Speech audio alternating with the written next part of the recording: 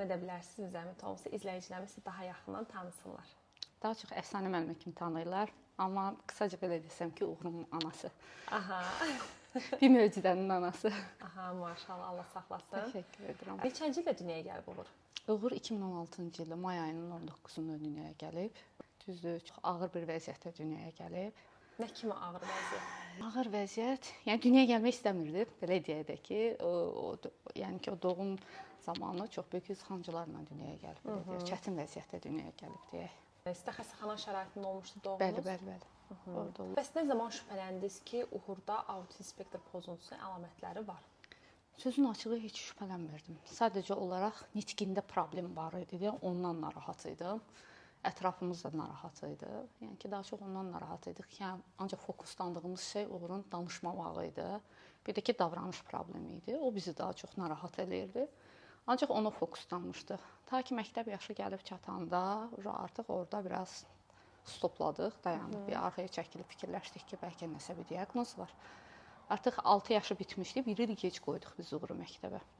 6 yaşı bitdi. Şifahi olaraq biz getdik PSM-ə. Orada diaqnozu edək deyə. Orada autizm yüksək funksionallıq olaraq qoydular. Akademik cəhətdən yüksək olan uşaqdır bunlar. Aspergerə yaxındır.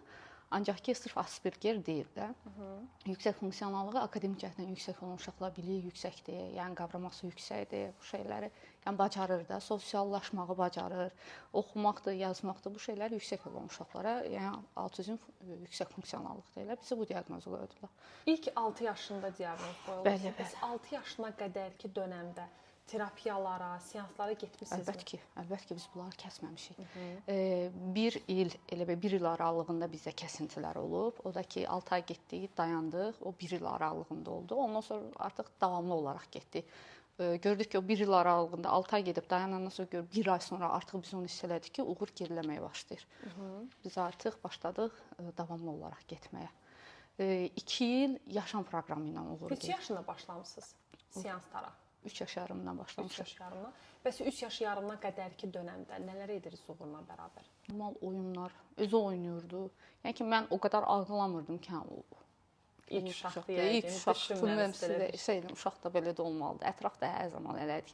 Uşaq da danışar da. Yəni ən çox kimlər deyirdi onu uşaq danışacaq, nənəsə gec danışıb, ona görə gec danışır. Və ya da atası da gec danışıb, ona görə gecikir. Yox, o evdəkilərim, yəni ki, birinci dərəcə ailə üzvlərim yox, lap kənardan belə deyirlər. Qohum-qonşu belə deyir. Qonşular diaqnoz da qoyardı o dövrlərdə. Bildirsin yumurtası için deyirdilər bizə hətta. İçdinizmi? Yox, içmədik. Maraqlı mövzuya toxundunuz. Bəs hansı bu Türkiyə çarədə bunlardan hansılarını elədiniz? Dini baxımdan baxsaq, ziyarətə getdik. Bildirsin yumurtasını eşitmişdim.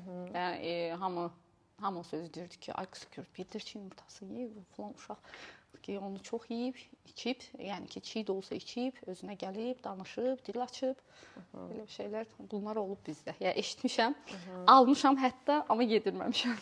Əfsanə xanım, ilk 6 aylarında Uğurun davranışlarında, göz kontaktında, reflekslərində bir fərqli hiss edirdinizmi ümumiyyətlə? Xeyr, yox, onlar yox idi.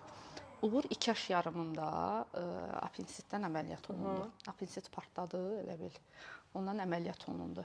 İndi normalda biz deyirik ki, bəlkə də ola bilsin o da var. Əzəldən olub. Bu da biraz da travma yaşayıb bundan. Ağrı çox çəkib o vaxtı. Travma yaşayıb, onun üzərinə düşüb. Yəni ki, biz biraz da bunu yönəldirik də, belə deyək. Bəlkə siz o dövrdə ona çoxmu xüsusi yanaşırdınız?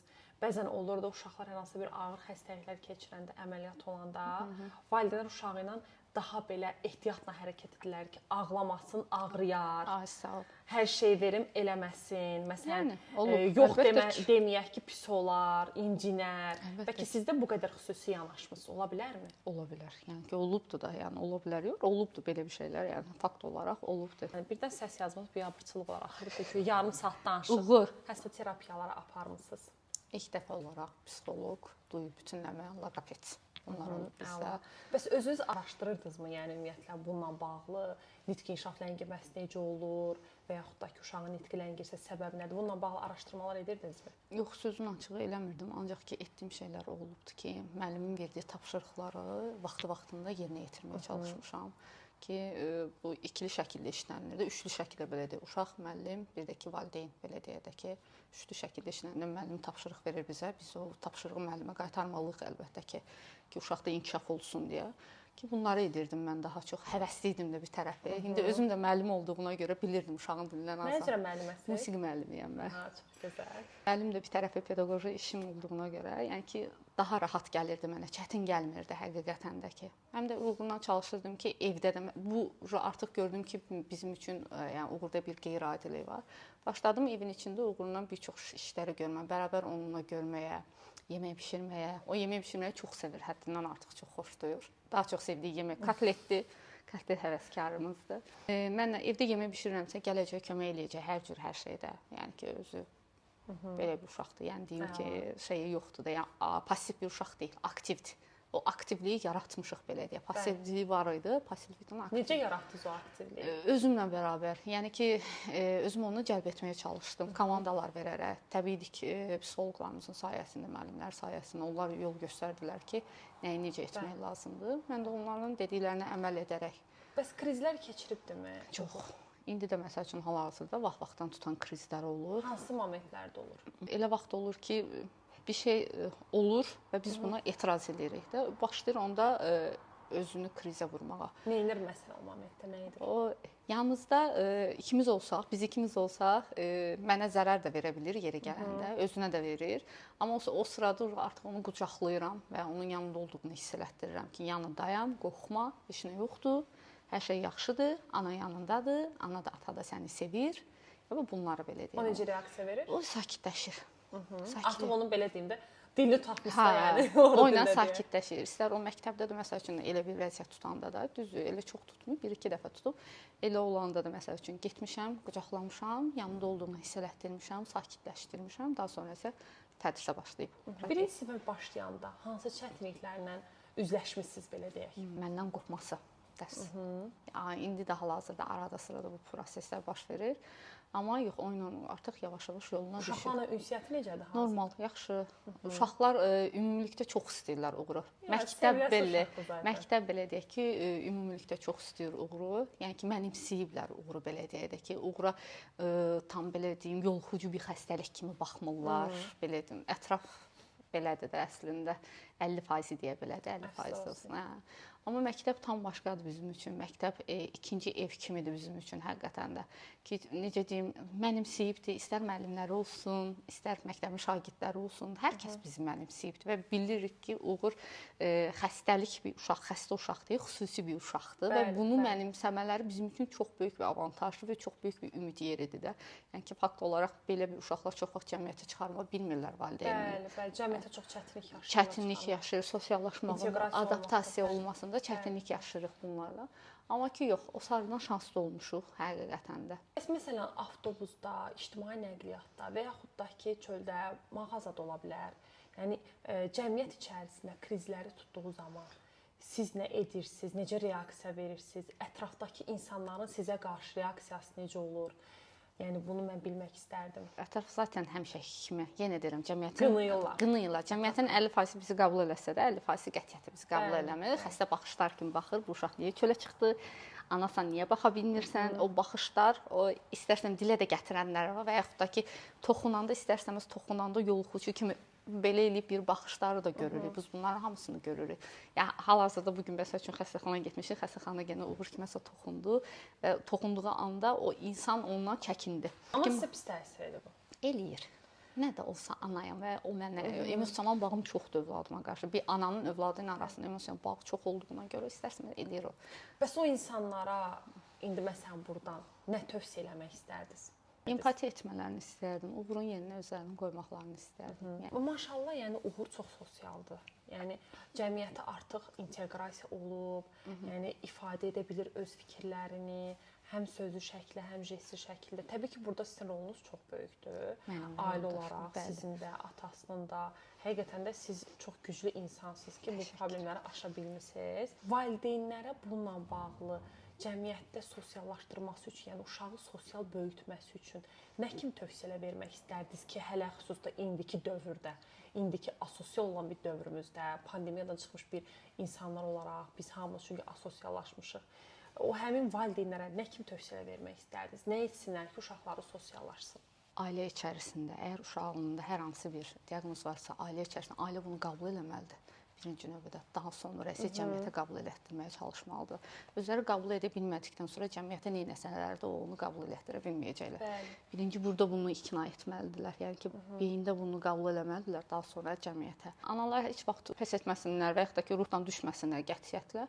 Əllərindən gələni etsinlər uşaqlarından ötürü. Əgər onu qəbul ediblərsə, övladının bir xüsusiyyətini, yəni ki, diaqnozunu qəbul ediblərsə, qalanları inanın boş şeydir. Sizin üçün necə qəbul etmək çətin oldu yoxsa asanmı? Necə oldu qəbul etdiniz? Elə gəldi ki, bu belə də olmalı idi. Mən onu yəni ki, fikirləşmədik, mən bunu qəbul etməliyəm və yaxud da ki, etməməliyəm. Mənə dedilər ki, uşaq falan problemləri var. Mən artıq özümə yol çəkdim. Dedim ki, falan işi görməliyəm, bunu ayağa qaldırmalıyam. Bu yolumla davam elədim. Mən oturub qaralar bağlasaydım, iş işlə keçmiş olacaq idi. Bəli. Ona görə də ki, yolumu çəkdim. Mən uğurla hara getməliyəm, nəyi etməliyəm, bunu elədim. Sağ olsun yoldaşımın dəstəyi sayəsində mən bunları elədim. Əlbəttə ki, tək başıma edəcəyim bir şey deyil. Sən bir çox hallarda valideynlər qəbul etməkdə çox çətinlik çəkirlər. Hətta düşünürlər ki, düzələcək, sağalacaq. Yəni bir xəstəlik kimi görürlər. Əslində bu xəstəlik deyil, fərqlilikdir. Bəli. Yəni mən bunu hər zaman demişəm. Hətta mən bir dəfə 2017-ci ildə iş yerimdən buna görə ayrılmışam. Mənə rəhbərlik demişdi ki, görürsən ki, sən xəstə uşaqla işləyirsən və mənim işlədiyim uşaq autism spektr pozuntusu uşağı idi. Valideynin yanında mən o rəhbərliyə dedim ki, bəlkə də bunu görəcək. Dedim ki, yəni xüsusi qayğıya ehtiyacı olan uşaq. Yəni təhqir etmək. Autizm xəstəlik deyil, fərqlilikdir. Sadəcə onlar bizdən fərqlidir. Bu sözü heç bir zaman mən qəbullanmamışam. Elə düşünən valideynlər ki, var, düzələcək, sağalacaq və yaxud da bu da keçəcək. Yəni bunu necə izah edərdiniz valideynlərə? Yəni siz bir valideyn olaraq, bir ana olaraq empatisiniz, çünki onlarla daha yüksək olacaq hal-hazırda. Məndən soruşanda ki, necə edə bilərəm deyəndə, dediyim söz həmişə odur ki, arxaya baxıb nə qədər yol getmişəm deməyək də, nə qədər zəfər qazanmışam ona baxaq. Əsası odur ki, mən uşağım üçün nə etmişəm və o etdiyim şeydə nə qədər zəfər qazanmışam, onu görək. Əsası odur. Çox gözəl etdiyimiz şey nə qədər zəfər qazandığımızdır. Yəni ki, onun keyfiyyəti varmı? Onu görmək lazımdır. Əsası odur. Hər bir valideynə psixoloji dəstək lazımdır. Əlbəttə ki. Bəs siz özünüz psixoloji dəstək alırsınızmı? Özümü sakitləşdirməyə çalışıram. Mən əslində normalda yazıram. Özümü stres altına düşəndə və yaxud da ki, özümü hədsiz pis hiss eləyəndə, uğurun krizləri tutanda, istərseniz onu sakitləşdirəndə onun həyəcanı mənə keçir. Özümdə pis olurum, döyüntüsü, onun ürək döyüntüsü də mənə keçir. Özümü stres altına düşürəm. Özümü sakitləşdirmək üçün daha çox yazıram. Oykosu necə tapdınız? Necə qərar verdiniz ki, bizim mərkəzdə seanslara başlayasınız? Oykosu Instagram səhifəmizdən tapmışam, oradan görmüşəm. Erqoterapiyanı maraqlandım və erqoterapiya nəyə xeyirdir? Gördüm ki, sizdə də var erqoterapiya. Sizinlə görüşdük. Çox xoş oldu həqiqətən də. Hətta sizin bir sözünüz yadımda qalıb ki, müayinədə dediniz ki, mən uşağımın səslərə qarşı neqativ reaksiyası olduğunu bugün bildim. Bugün bildim. Hə, vallah, həqiqətən də bugün həmin günü bildim. Çünki günə kimi həmişə fokuslandığım şey o olub ki, Uğurun danışmağı, Uğurun davranışını düzəlməyi, bunu bilmişəm. Yəni ki, mən ona fokuslanmışam daha çox ki, imunlu bunları düzəldək deyək ki, bunlar düzəlsin, düzələndən sonra qalan şeylər də yoluna düşəcək. Yəni heç vaxt səsin ona qarşı təsir etdiyini həqiqətən də ağlıma gətirməzdim. Şok olmuşdunuz bayağı. Hə, bayağı bir şok keçirdim. Müayinədə şok oldum. Şok keçirməyə keçirdim. Ancaq ki, belə qaldınız ki, mənə dediniz ki, özü belə qaldı Şalaxam. Mən Uğurun səslərə qarşı neqativ reaksiyasının olduğunu bu gün bildim sizin sayənizdə. Həqiqətən, yəni ki, onu bilmirdim sözün açığı, həqiqətən. Elə bilirdim ki, davranışında problem var və davranışında mütləq şəkildə duyu bütünləmə olmalıdır.